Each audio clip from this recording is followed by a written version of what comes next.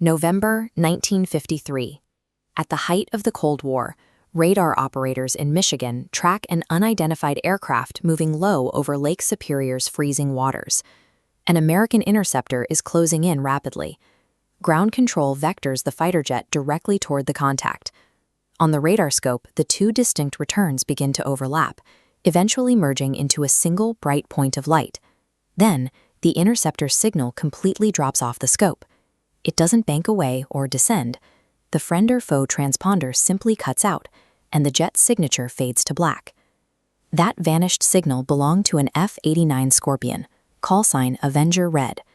Inside were pilot First Lieutenant Felix Moncla and radar operator Second Lieutenant Robert Wilson. The military launched a massive search, scouring thousands of square miles of icy water for nearly a week.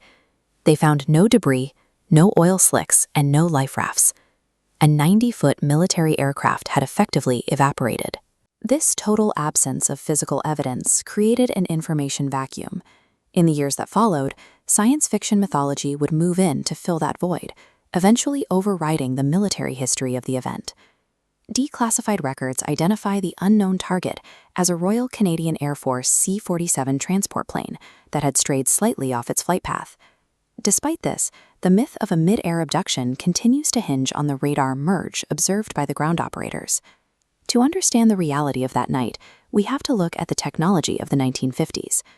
This top-down view shows a radar pulse sweeping two aircraft flying half a mile apart. In reality, there is significant distance between them, but 1950s ground radar had low resolution. On the display, those separate returns bleed into one large dot. Ground operators saw a merge because their sensors were incapable of separating objects in close proximity. It was a technological limitation, not a sign of a physical mid-air collision.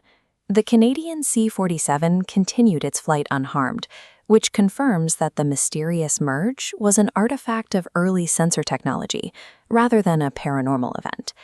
The real risks to Avenger Red were environmental. Lake Superior was gripped by a severe winter storm that night, bringing heavy snow and freezing temperatures. The jet itself was an early F-89 Scorpion, a model plagued by structural weaknesses. The wings were prone to snapping under stress, and the tail sections frequently suffered from severe, sometimes fatal, flutter. This specific aircraft also lacked retractable screens to protect the engines. Flying through heavy, wet winter precipitation meant risking catastrophic engine icing. Lieutenant Moncla had very little experience flying strictly by instruments in these conditions. Combining a flawed airframe with a blinding snowstorm at night creates a high probability of spatial disorientation, where a pilot loses all sense of the horizon. While the Air Force officially attributed the loss to vertigo or mechanical failure, certain records remain redacted or missing from the historical files, which prevents a total resolution of the case. In 1968, prospectors reported finding military tail wreckage on the desolate eastern shore of the lake. However, that debris was never conclusively linked to the missing jet, and its current location is unknown.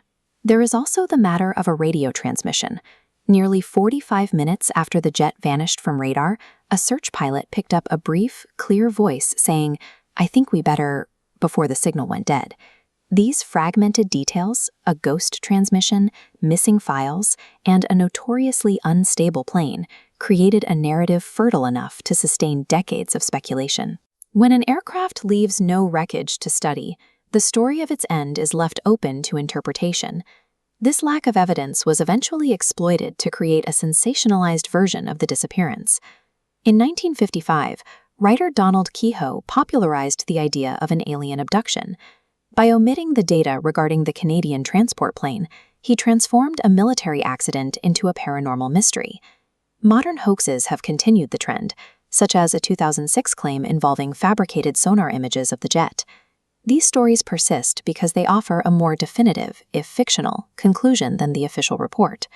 The Kinross incident shows us that when technology fails in extreme weather and leaves no trace, we struggle with the silence. Without physical wreckage to ground the story in reality, we often turn to more fantastic explanations. When we strip away the folklore, we are left with the human cost: two young men who disappeared while performing a dangerous duty. Their story deserves to be remembered for the reality of their service, rather than the mythology that followed them.